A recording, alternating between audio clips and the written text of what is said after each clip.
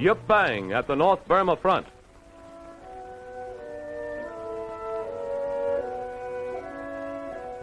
Chinese casualties of the Burma fighting at the battlefront at Yup Bang in the Hukwang Valley, Burma. Lieutenant General Joseph Stilwell watches as they are taken to the rear for treatment. This is Lieutenant Colonel Gordon Seagraves, head of the medical staff of the only hospital in these jungles, an American unit operating 7 miles behind the front lines. Operating tables are set up in the open, protected only by canvas roofing. Since the hospital is so close to the front lines, electricity has not yet been installed, and after dark, treatment and operations are performed by the light of lanterns and flashlights. Because of the constant presence of snipers, most of the wounded are brought to the hospital during the night.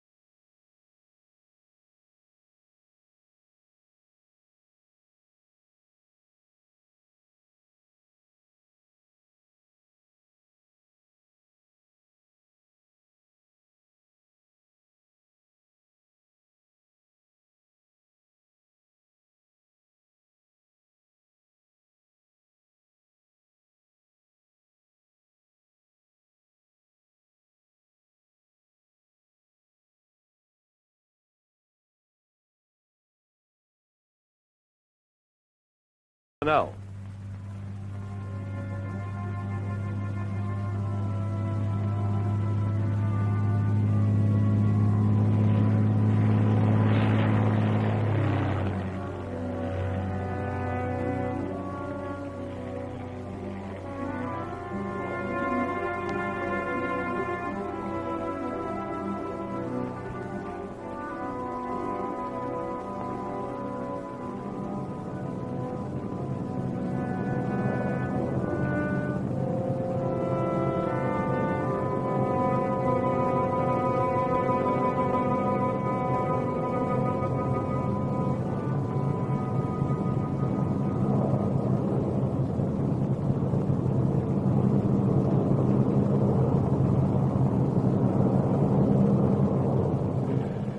This is the Lido landing strip, built alongside the Lido Road about 7 miles outside of town. The strip, 2,000 feet long, was cut out of the jungle by American engineers. Ambulances drive out on the strip to meet the planes, and the patients are transferred again.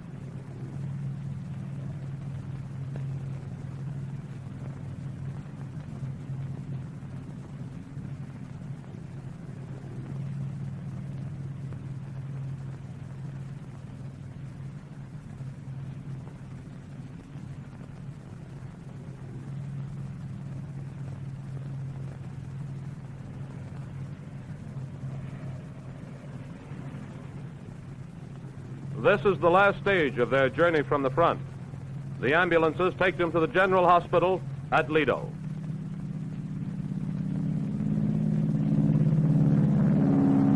As soon as possible after the delivery of a patient, the L-4s, loaded with return cargo, take off again for Xinbuyang.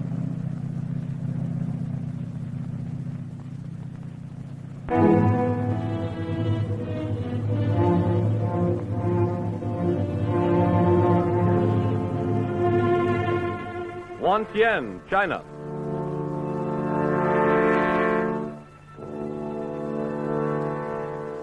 In order to examine and photograph a Jap Zero that had been reported shot down near Wantien, China, men from the 14th Air Force, including a member of the 16th Combat Camera Unit, proceeded by jeep westward on the Burma Road and southward on auxiliary Chinese trails to Yeo Kwan.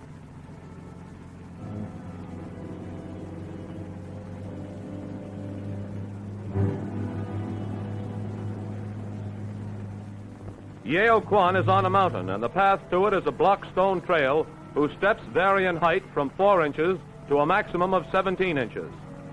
Approaching Yeo Kwan, the group was subjected to hostile gunfire, but the enemy was driven off. This was the first jeep to enter the city, and the crowd of curious natives made progress difficult.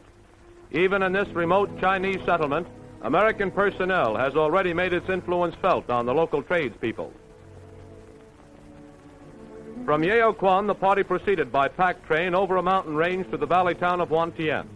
Here they located the stripped remains of an Oscar Mark II, but were unable to locate the Zero originally reported to be in the vicinity. During the early part of the return trip to Yeo Kwan, ponies were used, but later on, the journey proved too difficult for them, so the last 10 miles was made on foot. Mounted once again on the more familiar jeep, the men started on the long trip back to their base.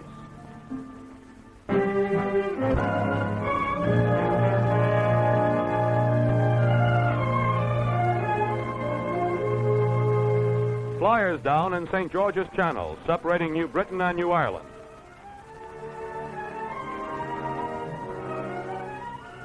These twin-engine consolidated Catalinas, affectionately nicknamed Dumbo, are operated by the Joint Allied Command in the South Pacific to rescue flyers who have been downed at sea.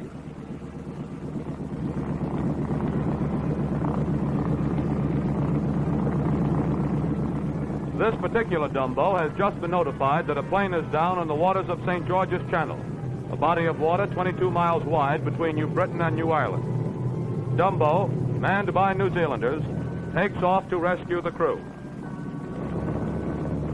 8 Corsairs furnish fighter protection on this mission, since the pickup must be made within sight of the Japanese on New Britain and New Ireland. Sea marker dye and smoke signals are used to help guide the rescue plane to the flyers, who are now aboard a rubber raft. The PBY comes in for a landing while the Corsairs continue to circle overhead. These men are the crew of a Grumman Avenger, which was damaged during an attack against shipping in Rabaul Harbor. Before being forced to ditch, the radio operator had been able to send the distress signal that brought the PBY. During the flight back to base, the rescued aviators are made as comfortable as possible with hot drinks and cigarettes. Dumbo returns to the South Pacific Harbor where its mothership, the USS Coos Bay, is anchored. The USS Coos Bay has a completely equipped hospital that treats not only battle casualties, but also all the personnel in the area. The flyers are taken ashore in a launch to be returned to their own unit, while the Catalina rides at its mooring on the alert for another call.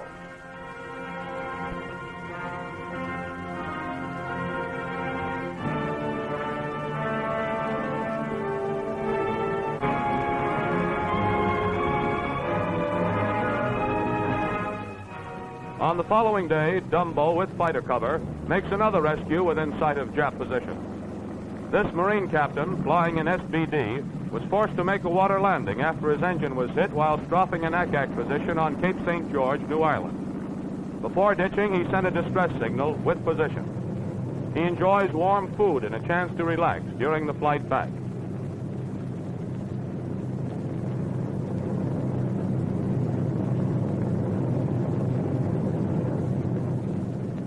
The mothership may be seen in the harbor below as Dumbo prepares to land.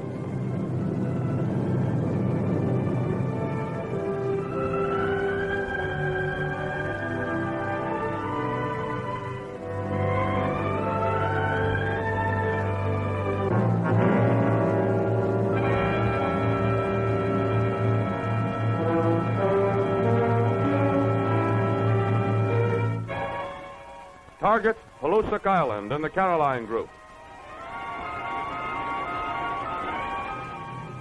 Bad weather and navigational difficulties forced 22 B-24s of the 307th Group, 13th Air Force, en route to attack Eaton Island in the Troop Group to switch to the secondary target, Palusak Island, about 180 miles west-southwest of Troop. This mission, flown on March 26 without fighter escort, was the first attack made in this vicinity by the 307th Group. Palusak was hit heavily. There was neither fighter interception nor attack.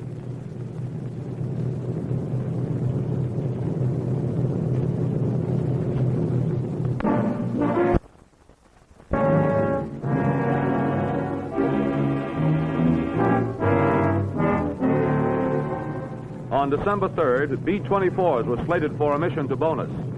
Bad weather forced them to proceed to the secondary target at Kieta on the eastern coast of Bougainville Island.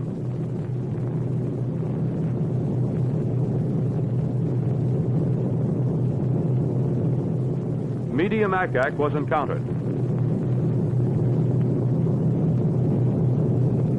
Bombs rained all over the installations at Kieta.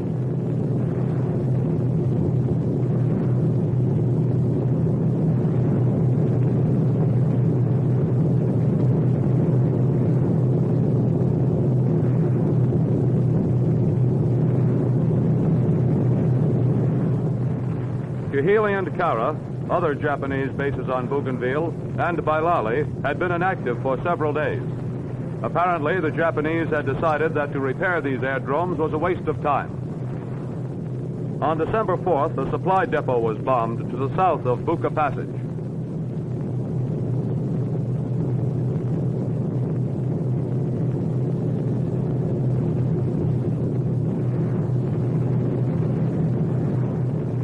Hits were scored. There was very little ack and no interception. One B-24 was lost, reason unknown.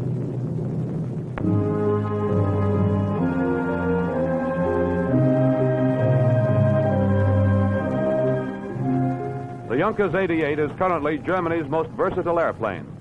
This particular model is an earlier one, a Ju-88A5. It's a straight medium bomber used for either dive bombing or medium altitude horizontal attack.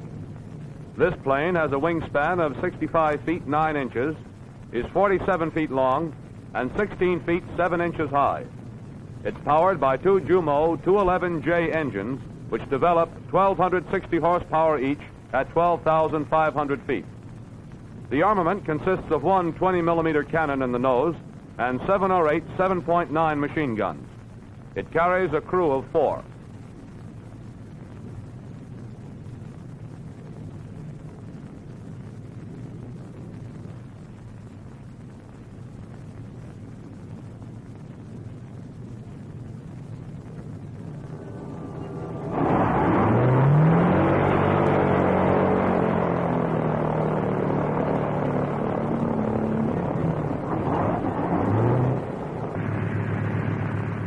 The Ju-88A5 has a maximum speed of 291 miles per hour at 14,000 feet.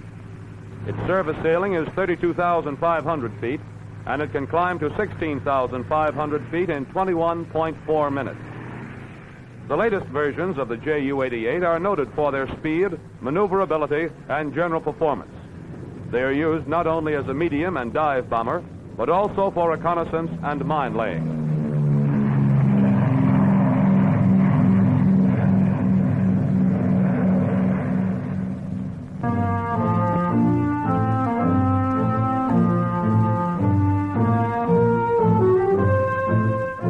One of the newer major air bases of the Chinese-American wing is located at Guilin, about 450 miles southeast of Chongqing.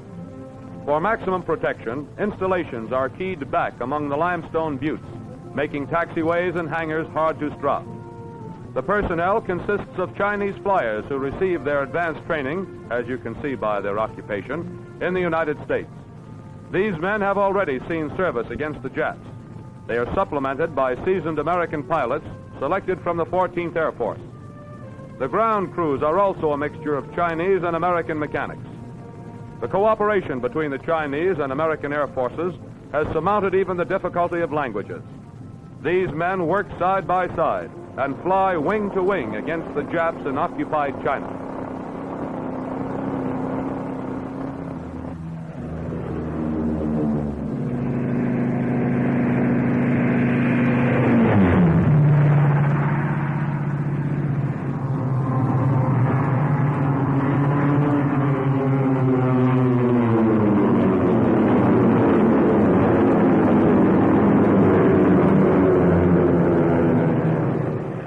The Chinese-American wing is under the command of Major General Chennault and is a striking force consisting of B-25s and P-40s. It was activated in July 1942 and for over a year trained intensively in India under the China-India-Burma Air Force Training Command.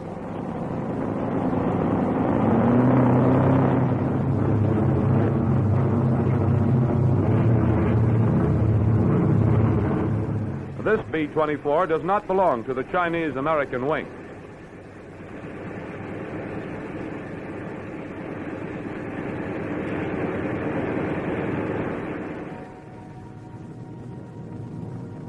Nor does this Liberator, which crashed before it left the ground.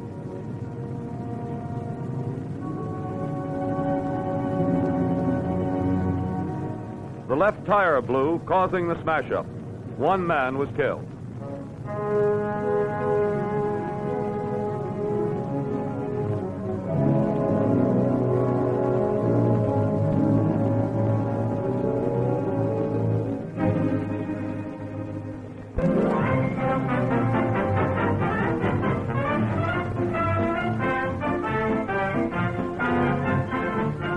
This is the crew of a B-24 of the 308th Bomb Group, which started on a mission to Kowloon.